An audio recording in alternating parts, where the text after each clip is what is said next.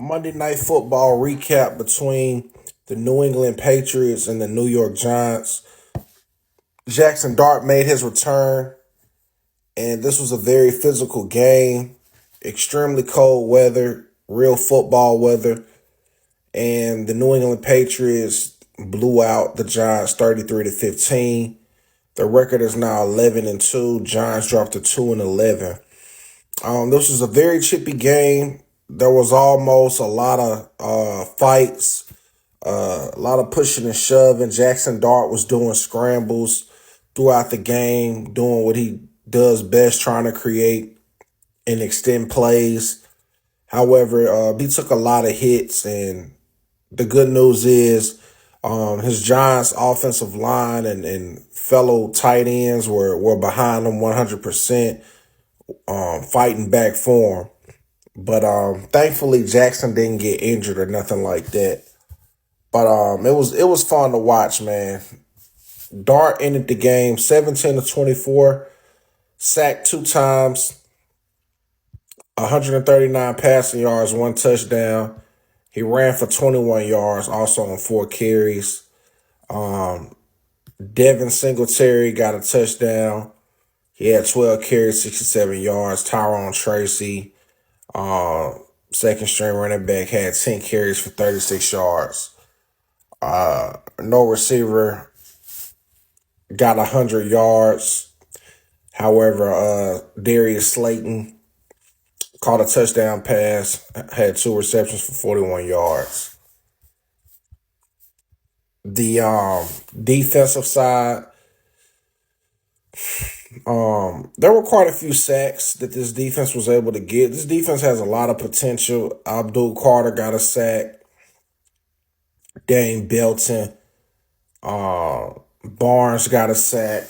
So that was some good news. But Patriots collectively are just they're moving with the energy of their head coach, Mike Vrabel, who's a former Super Bowl champion with the New England Patriots. I was shocked when Tennessee let Mike Vrabel go because I just feel like he's one of the most underrated coaches in the league.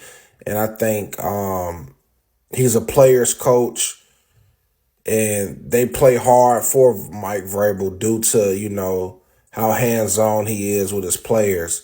I like how after the games he greets every player and shake their hand.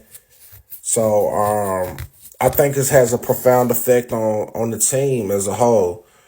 Drake Maye is playing phenomenal football this season. He should be in the MVP conversation as well. Definitely doubt he's going to win, but there's a conversation there. 24-31, 282 passing yards, 2 touchdowns, had 3 sacks. Trevion Henderson had 11 carries for 67 yards. Ramondre Stevenson had 12 carries for 40.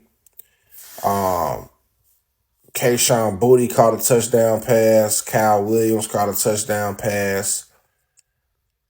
And collectively, no, a lot of the receivers had multiple catches, but nobody cracked the century mark as far as yards. Hunter Henry had the most, 4 receptions, 73 yards.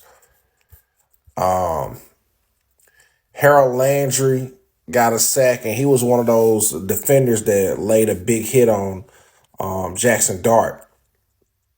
I mean, it was that was talking about this the broadcasters during Monday Night Football. They said that a lot of these quarterbacks, when they scramble, they do like a fake going out of bounds just to try to gain a little more yards. And it's really not fair to the defenders because it's like, what are they supposed to do? Like they're now registered runners. They're not in the pocket, so it should be free game to tackle them as if they're running backs.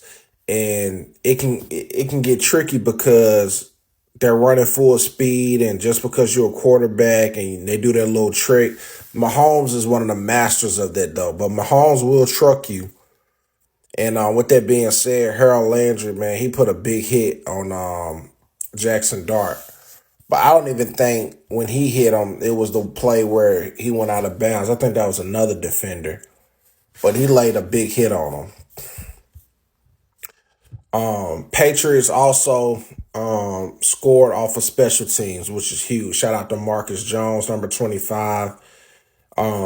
He had like a 94-yard kick return, and that was a very elite play, which separated the score tremendously with momentum.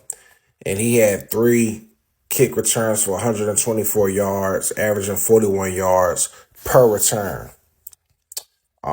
Field goals, there were 4 or 5 on kicking as far as the Patriots. And I don't know what happened with the Giants kicker, who was playing, who got released by the Falcons. I think he's gonna be out the league by the end of this season, because he went to kick and he just missed it. Like I've never seen nothing like that before. So yeah, that was one of the biggest moments of the game too, that just made you question like what's going on. Third down efficiency, Patriots was 6 of 13. Giants was 4 of 11. The Patriots had 21 first downs. Giants only had 14. Might as well say the sack ratio was, very close, because Patriots had allowed 3 sacks, Giants allowed 2. And